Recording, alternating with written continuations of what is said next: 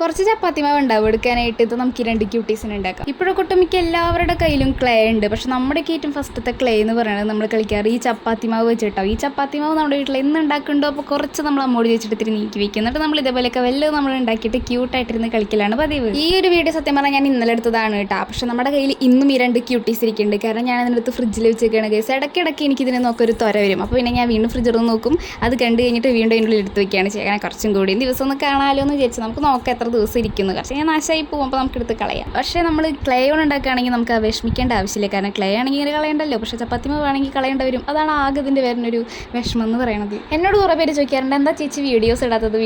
Actually ഞാൻ എല്ലാ ദിവസവും ക്രാഫ്റ്റൊക്കെ ചെയ്യാറുണ്ട്. പക്ഷേ അതൊന്നും വീഡിയോ എടുക്കാറില്ല. കാരണം വീഡിയോ എടുത്ത് കഴിഞ്ഞ് കഴിഞ്ഞാണ്ടല്ലോ നമുക്ക് കഴിവ് മൊത്തത്തിൽ പുറത്തെടുക്കാൻ പറ്റില്ല. കാരണം വീഡിയോയിൽ വരുന്നുണ്ടോ നമ്മളിപ്പോൾ ഓരോന്ന് ഇപ്പോൾ പേപ്പേഴ്സൊക്കെ മടക്കുകയാണെങ്കിൽ ചിലത് വീഡിയോയിൽ കിട്ടില്ല. അപ്പോൾ വീണ്ടും നമുക്ക് വീഡിയോസ് എടുക്കേണ്ടി വരും. അപ്പോൾ നമുക്ക് നമ്മുടെ ആ ഒരു ഇൻട്രസ്റ്റ് അങ്ങോട്ട് പോകും. പിന്നെ നമ്മുടെ ചാനലിന് 1K അടിക്കാറായി. അപ്പോൾ സബ്സ്ക്രൈബ് ചെയ്തവരെ എന്തായാലും സബ്സ്ക്രൈബ് ചെയ്യുക. അപ്പോൾ ഇത് ഇഷ്ടപ്പെട്ടെങ്കിൽ എന്തായാലും ഉണ്ടാക്കി നോക്കുക. അപ്പോൾ ഓക്കെ ബൈ. അടുത്ത വീഡിയോ ആയിട്ട് വീണ്ടും കാണാം.